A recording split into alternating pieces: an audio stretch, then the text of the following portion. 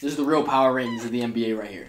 I can guarantee you, ain't nobody doing it like this. Basically, we're going to have a bunch of matchups. The determinant for who is a better team right now. I am envisioning two teams playing each other in a 7-game series. And these teams have their entire rosters.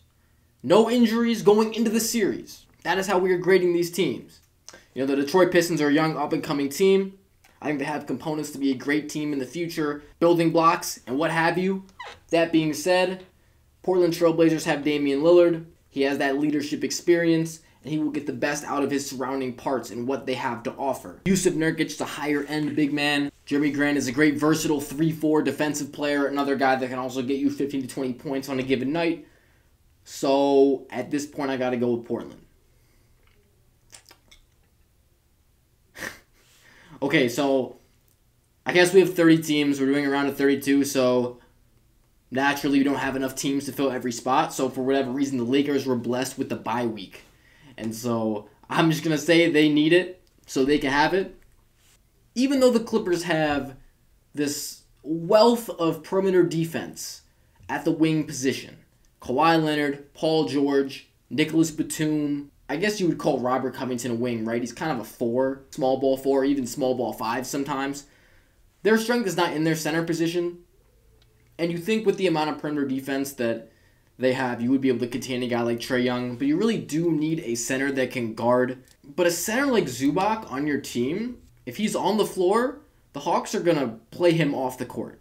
Throw him in every single pick and roll, make him switch on to Trae Young and guard, or play the drop coverage, and that they'll just abuse that all game. So I would say the Clippers have to go small, and that is something they could do. They could win that matchup playing a guy like a Batum or a Covington or even a Morris at the 5, drag a Clint Capella or a Kongwu, whoever's playing center for the Hawks, out to guard the perimeter, and they would probably have an advantage there by spacing the floor on the offensive end. And we know this is something they can do because they did it against the Utah Jazz to expose like a Rudy Gobert for the Utah Jazz in the playoffs a few years ago. You'd have DeJounte Murray guarding Paul George and DeAndre Hunter guarding Kawhi, and I think Kawhi would absolutely eat in that scenario.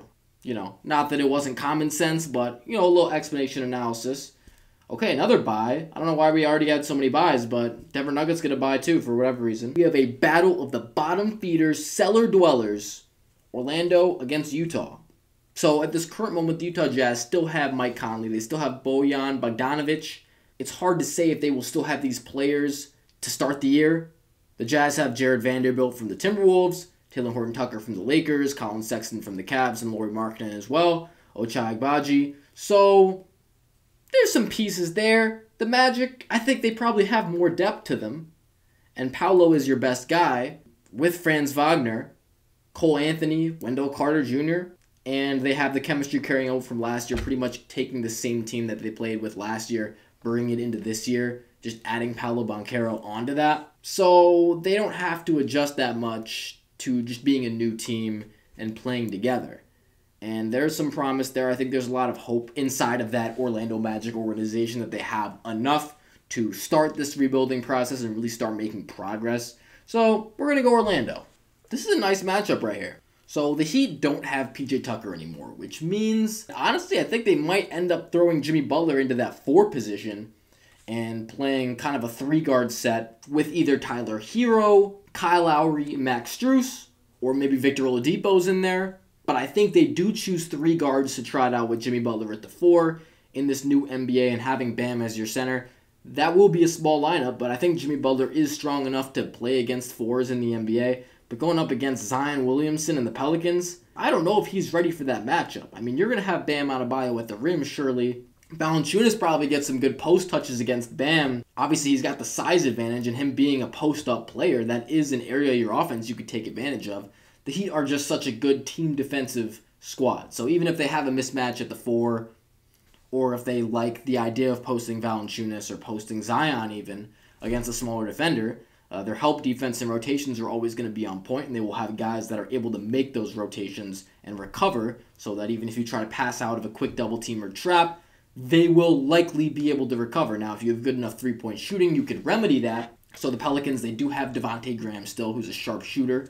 CJ McCollum is a sharp shooter. Brandon Ingram is very capable of knocking down shots like that and also another offensive creator.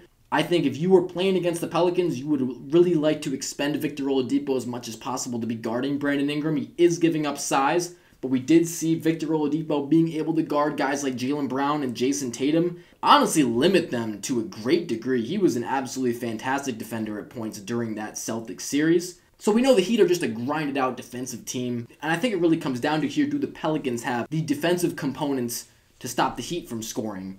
Because we know the Heat like to get those three-point shots up with Kyle Lowry, Max Strus, Tyler Hero. If Duncan Robinson enters the game, you know he's going to be looking for that three-point shot. So you're always going to have to guard those guys.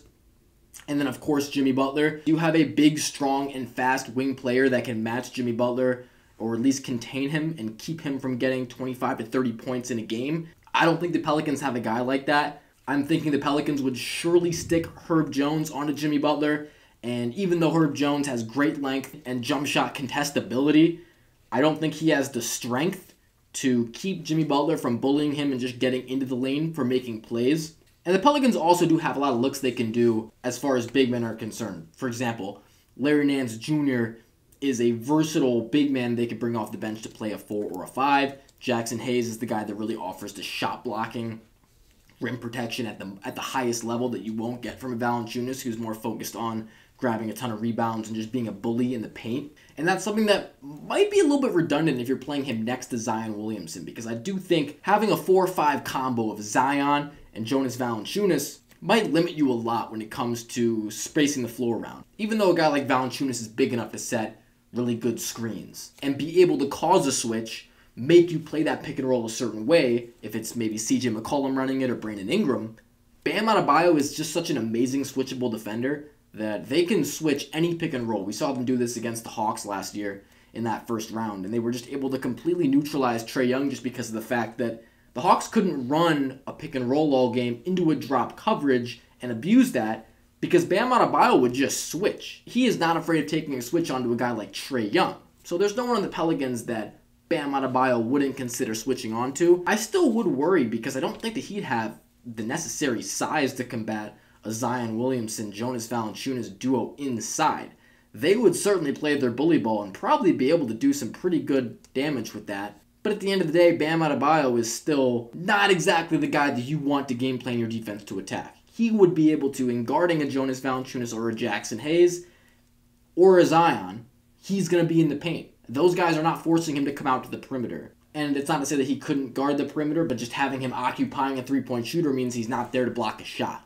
But if he's guarding guys like this, he might not be strong enough every time to get a stop deep inside the lane on a guy like Zion, on a guy like Jonas Valanciunas. You would really want a traditional point guard to be able to get a guy the ball down that low against Bam Adebayo, because that would not necessarily be an easy thing. The Pelicans don't really have a pure point guard, a floor general type that's going to just set the table and make sure everybody gets their shots where they need to. CJ McCollum can play the point guard, and he will be playing the point guard as a starter next year. And he can do a decent enough job at it, but he's not Steve Nash. Like, he's not going to get these guys the ball every time exactly where they need it, and can only in a place where they can get it and score easily. So the Heat also, you trust Eric Spoelstra, you trust Jimmy Butler. I think the Pelicans are just a young team. So that was an interesting one. I think, those are two teams that are very different that we can look at and assess how they would match up against each other. The Rockets against the Hornets, all I know is the final score of this game would probably amount to like 300 total points. The Hornets don't really have a big man, so maybe I have to go with the Rockets just because of that. Like, Alperen Sengun, I'm taking him over any big that the Hornets have, and they just have a bunch of random wing players that I don't think probably played together very well, like Kelly Oubre, Gordon Hayward, Miles Bridges, if he's even playing. Like, I still don't even know if he's playing. Terry Rozier and LaMelo Ball, I mean, all these guys can score the basketball. It's just about if they can play together and if they're willing to play in a system. I guess some of those same questions probably ring true for a team like the Rockets as well. I guess this doesn't really matter because either of these teams are going to be out in this second round here. I'm just going to go the Rockets. Like, I'm taking the Grizzlies. Jaren Jackson is playing. He's there into the paint to block everything. He might get a lot of fouls, but the Raptors just can't match John Morant. They would probably have to put Scotty Barnes on John Morant because I don't think they have anybody else on their team that's going to slow him down. And Scotty Barnes is kind of that wild card, all-purpose defensive player that can probably maybe handle any matchup that you throw at him. I think he's probably your only hope.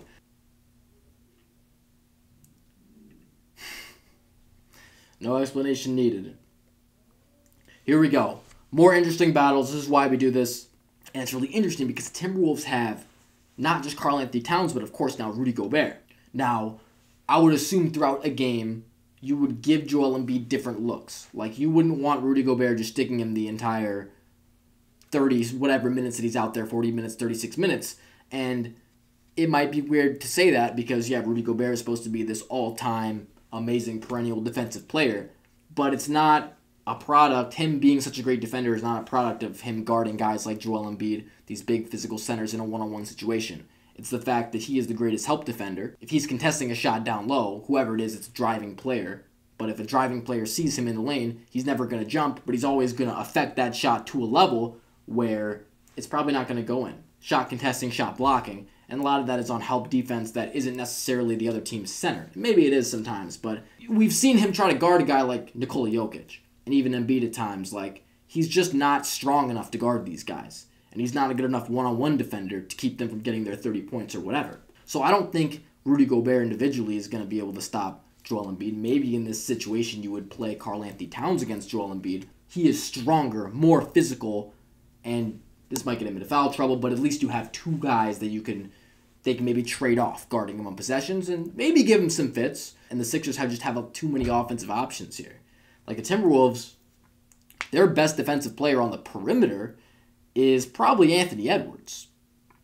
Maybe, Kyle Anderson. I don't know, though. They don't really have that lockdown guy who's going to take James Harden, even who's going to take Tyrese Maxey. You got to have somebody competent guarding Tobias Harris, too. Also, I have no idea if that late lineup with Karl-Anthony Towns and Rudy Gobert is going to work. One of those guys has to guard PJ Tucker. I guess that would work. I guess you could have Rudy Gobert on PJ Tucker, but he's going to be having to contest that perimeter. He's going to have to guard the perimeter and just be out there to at least act like he's guarding that three-point shot from the corner, even if he's not. So that drags your main shot blocker out of the paint. And if he's not, then he's going to have to guard Embiid. Can he be able to guard Embiid one-on-one? And if he isn't, you have to bring a double team. And you got shooters everywhere. So Philly is the best player in the series in Embiid, in this potential series, and I'm taking them.